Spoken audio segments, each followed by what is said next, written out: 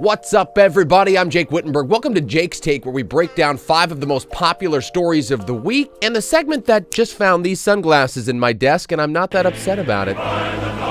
First, remember to like and subscribe. Let's keep this train going. First, they're creepy and crawly, stinky, and they're invading Western Washington right now. You guys are talking so much about these stink bugs this week and how they're everywhere. Suddenly, they weren't even a thing around here until 2010, but these things really know how to reproduce. Like skunks, they apparently give off a stink when threatened. Wazoo reports 300 inquiries.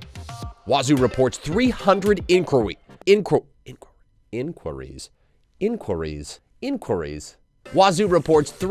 inquiries in just 3 weeks from people wondering what is going on. They won't hurt you, but they do pose a threat to fruits, vegetables, trees, and plants. We posted this animation on king5.com showing the strategic invasion across the state since 2012. A couple of tips for you: remove wall and window air conditioning units, weather strip your doors, repair any broken screens or windows. Another good old-fashioned one of these would help.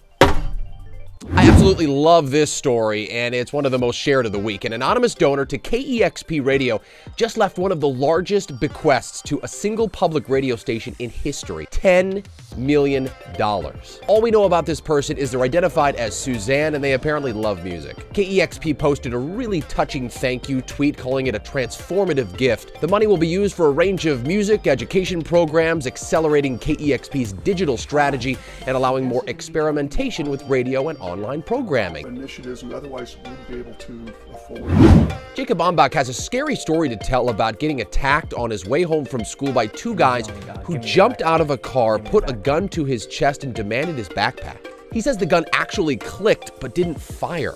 We're struggling, we're wrestling there for a little bit. Suspects got away. Glad he's okay, but one minor detail here: Jacob was wearing an $800 backpack. They took that and his cell phone. Police are looking for a red car without a license plate. Really trying not to shame any victim here, but again, can we talk for a second about that $800 backpack? When I was a kid, it was a $15 Jansport with a $15 New Kids on the Block Trapper Keeper. While we're at it, thank you Joey, Donnie, Jordan, Mark, Jonathan, and Danny. And thank goodness Jacob is okay. Hope they find the guys.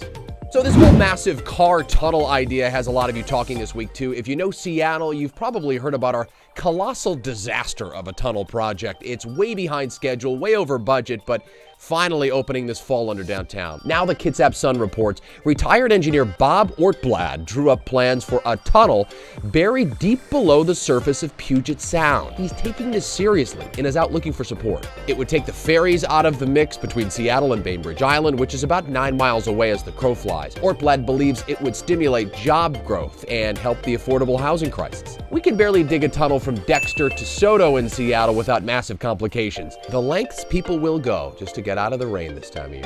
And speaking of traffic messes, our last story comes highly recommended among you this week. WashDOT adding metered ramps to the already jammed up Mercer mess in Seattle. You know, that road that no matter what we do continues to get worse with traffic. Seattle traffic is among the worst in the nation now, especially with Google, Amazon, and Facebook taking over downtown. The problem has always been the massive amount of growth overwhelming that small corridor, linking us onto an outdated ramp onto an outdated I-5. Drivers worry, and rightfully so, that the meters could just back up traffic on the already congested half-mile that takes 45 minutes to get through at rush hour. WashDOT says they don't predict any backups, but we'll have to wait and see how it goes. And we're still awaiting the big announcement that 2 lanes in each direction will be designated bike-only, reserved for Amazon employees. All right, that's my take for this week. What's yours? Post your comments below. Always link and subscribe. Soak up the weekend, my friends. Work hard, play hard. See you Monday.